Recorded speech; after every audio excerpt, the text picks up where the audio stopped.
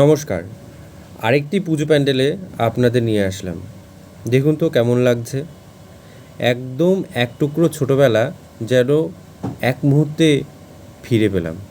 হ্যাঁ, ছোটোবেলার ঠাকুমার ঝুলি, নন্টে ফন্টে এই সমস্ত জিনিসগুলিকে দিয়ে বা সমস্ত গল্পটা দিয়ে ওরা এই বছরের পুজো প্যান্ডেলটা সাজিয়েছিল। এইটি ছিল কুমোরটুলি সার্বজনীন। খুব সুন্দর ছিল। এই প্যান্ডেলটি টিন, ভাঙা লোহা এই সমস্ত উপকরণ দিয়ে সাজানো হয়েছিল। আর এর মধ্যে বেশ কিছু ছবি ড্রয়িং করা ছিল, যেগুলো আপনারা দেখতে পাচ্ছেন।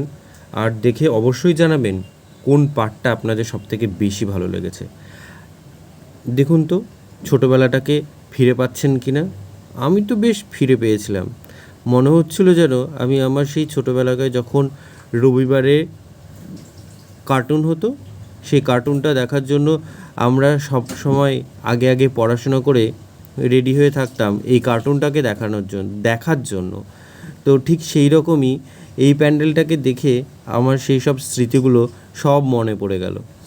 আর আস্তে আস্তে ভিড় ঠেলে এগিয়ে চললাম পুজো মণ্ডপের দিকে, মানে পুরো গর্ভগৃহের দিকে, পুজোর গর্ভগৃহের দিকে। তো প্যান্ডেলটা কেমন লাগলো দেখে অবশ্যই কমেন্ট করে জানাবেন।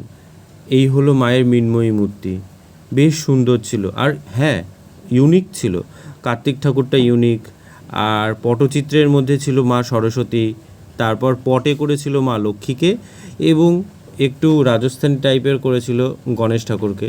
এই যে ভিড় ঠেলে অনেক কষ্টে আপনাদেরকে এই মূর্তিটির পুরো ছবি বা ভিডিও দেখানোর চেষ্টা করলাম।